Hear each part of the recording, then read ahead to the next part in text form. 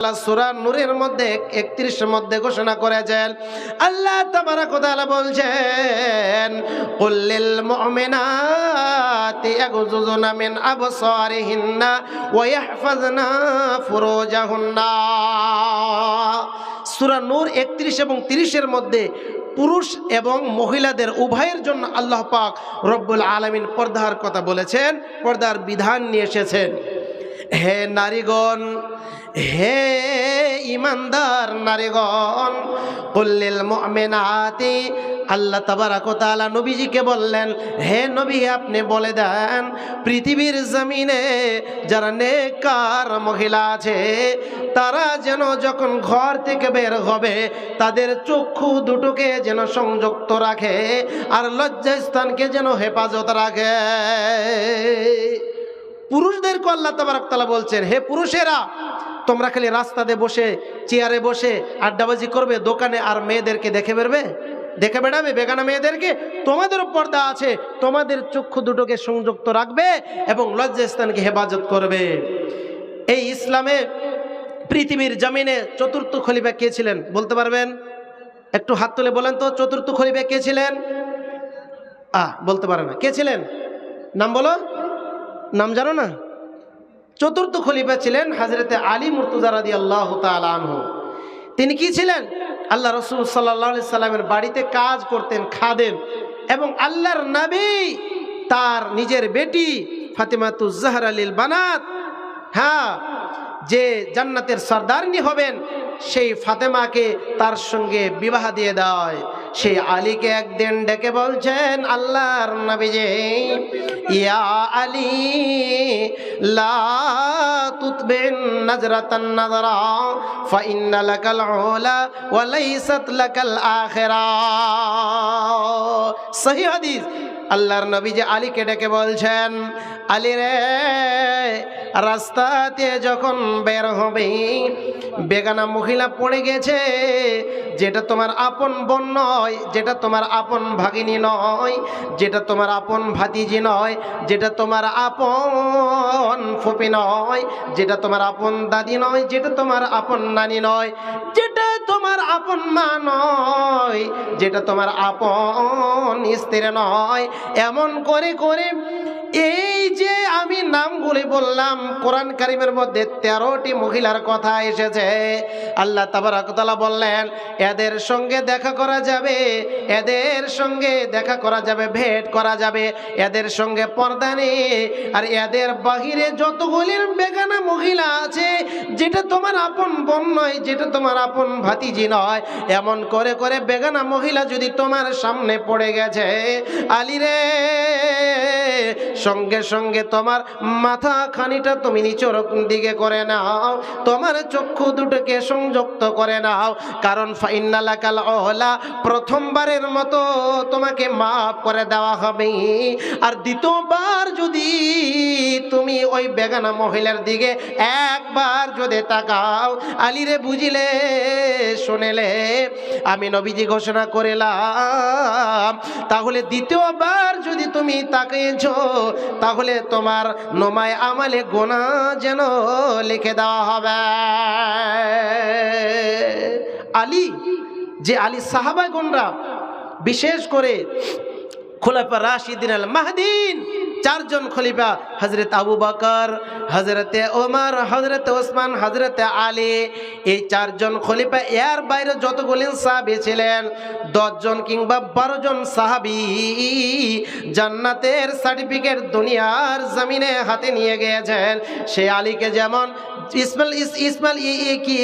আলীকে যেমন আলী মুর্তজা রাদিয়াল্লাহু তাআলা আনহু পৃথিবীর জমিনে চতুর্থ খলিফা ছিলেন, সে আলী জান্নাতবাসী, আলী জান্নাতবাসী, জান্নাতের সার্টিফিকেট পাওয়া সত্ত্বেও আল্লাহর নবীজি এমন টাইম বললেন, আলী রে, রাস্তাতে যখন বের হবে বেগানা মহিলা যখন পড়ে যায় তার দিকে একবার দৃষ্টি করবে না, নজর করবে না। আর আজকে তো আমরা মেয়েদেরকে দেখার জন্য রাস্তাতে বসে থাকি না? কিছু বলেন যুবক ভাই আছে, একদম নেচার খারাপ, তার দৃষ্টি খারাপ, একদম মেয়েদেরকে দেখার জন্য রাস্তাতে বসে থাকে না, বসে থাকে।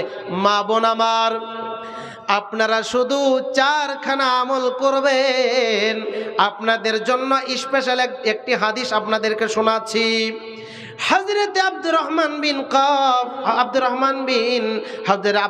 বিন আউফ রাদিয়াল্লাহু তাআলা আনহু তিনি বর্ণনা করেছেন, আল্লাহর নবীজি বলছেন, ইযা সাল্লাতিল মারআতু খামসাহা ওয়া সামাত শাহরাহা ওয়া আতাআত বালাহা ওয়া হাফিজাত ফারজাহা।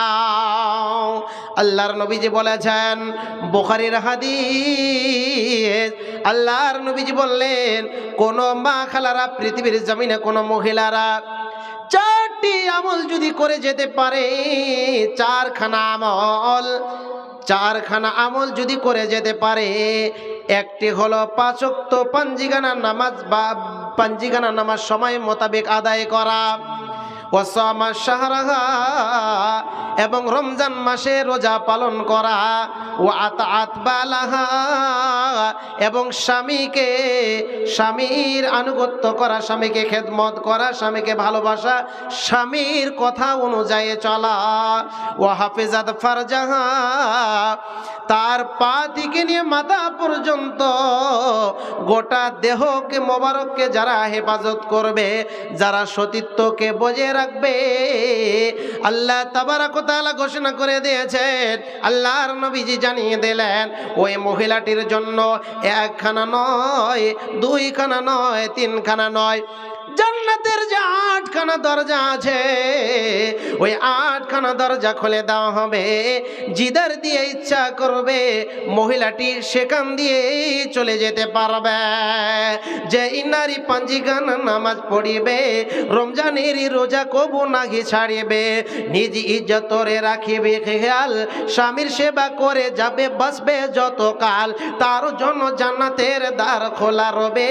জিদার দিয়ে ইচ্ছা করবে জান্নাত চলে যাবে। আরো একটি ভালো কথা শোনো দিয়ামন, আরো একটি ভালো কথা শোনো দিয়ামন, পুরুষের জন্য নারী অমূল্য রতন। দুনিয়াতে যত ধন পুরুষের আছে, সব চাইতে অমূল্য ধন নারী তার কাছে। কিন্তু তবে নারী সেই নেকে হওয়া চাই, কেহ পরকাল নাইলে হয় সারখার। খালি পায়ে চলা ভালো কষা জুতো যার, খালি পায়ে চলা ভালো কষা জুতো যার, বিদেশেতে থাকা ভালো বদনারে যার।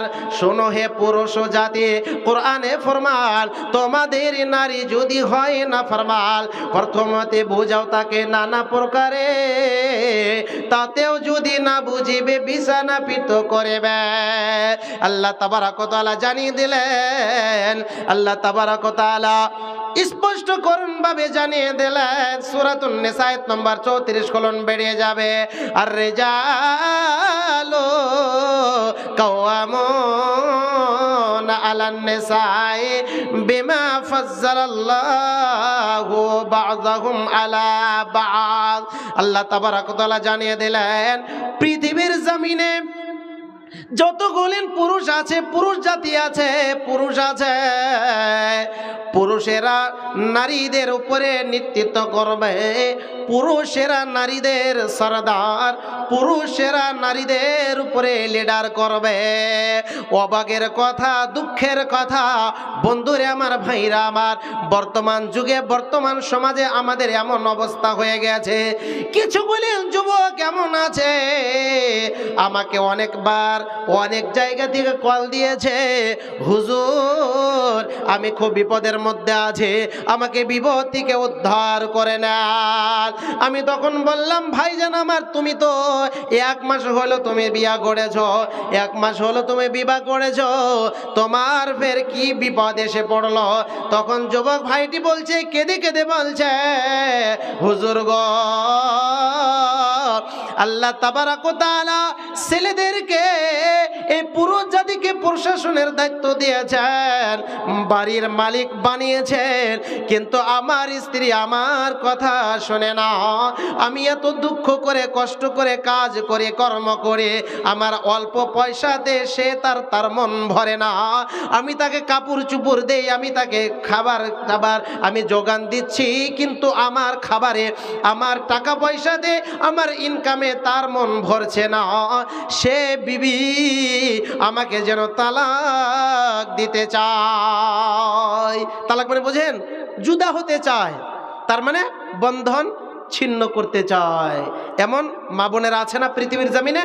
আছে, অনেক আছে, যে স্বামীদের উপরে তারা নৃত্য করতে চায় না। আল্লাহ তাবারক ওয়া তাআলা বিধান জারি করে দিয়েছেন যে পুরুষেরা যে কাজটি করবে নারীরা কখনো করতে পারবে না। একজন পুরুষ সকালবেলা উঠে হাত পা ধুয়ে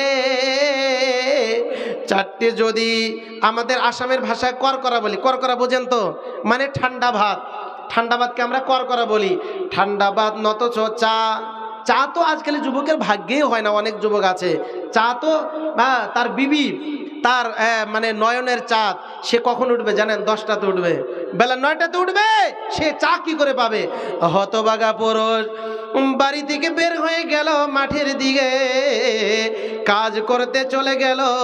গোটা দিন কাজ করছে, করেই চলছে। সন্ধ্যের বেলাতে, সন্ধ্যার বেলাতে বাড়িতে এসে, মাগরিবের কিছুক্ষণ আগে বাড়িতে এসে বলছে, ও পুতুলের মা কোথায় আছো? আমাকে 1 লোটা পানি দিয়ে দাও। আমি সে পানিকে আমি ওযু করে আমি পবিত্র হয়ে যেন আমি সালাতটা আদায় করে তারপরে যেন আমার খাবারের ব্যবস্থা করে দাও। এই কথা যার মাত্র শুনছে, ওর বউটা বলে যে পানি ভরে লাও। আমি পানি ভরতে পারবো না, দেখতে পারছো না? মোবাইল চালাচ্ছি, কিরণমালা চলছে, টিকটক চলছে, ভাইয়ের সঙ্গে কথা বলছি, মায়ের সঙ্গে কথা বলছি। স্বামীকে সার্ভিস দিতে পারছে না, স্বামীকে সময় দিতে পারছে না। স্বামী এতটাই কষ্ট করে, মা বোন, ওরে আমার মা খালারা, বড় বড় গাছ কিনা, বড় বড় চলা, বড় বড় খুঁটি, বড় বড় খাম্বা, বড় বড় পিলার মাথায় নিয়ে, কাঁধে নিয়ে এক জায়গা থেকে আর এক জায়গায় নিচ্ছে, কিন্তু আমাদের মা খালাদের ক্ষমতা নাই।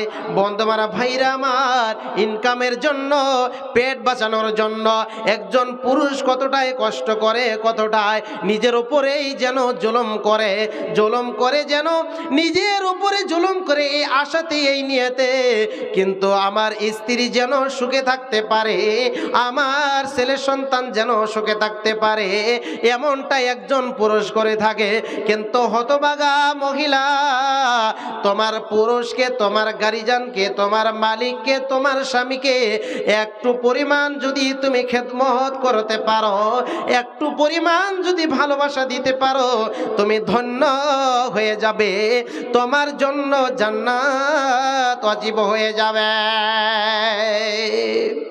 এমনটা করে না অনেক মহিলা, এমনটা করে না। অনেক পুরুষ জাতিরা আমাদের অনেক কষ্টের মধ্যে রয়েছে, কষ্টের মধ্যে রয়েছে বন্ধু আমার ভাইরা। তো তাহলে আর রিজালু কাওয়ামুনা আলান নিসা, পুরুষদেরকে আল্লাহ তাবারক ওয়া তাআলা নারীদের উপরে প্রশাসন করে পাঠিয়েছেন, নারীদের উপরে নেতৃত্ব দিবে। আজকাল নারীরা পুরুষকে নেতৃত্ব দিচ্ছে, আনুগত্য তো করেই না, পুরুষের কথা শুনতে চায়।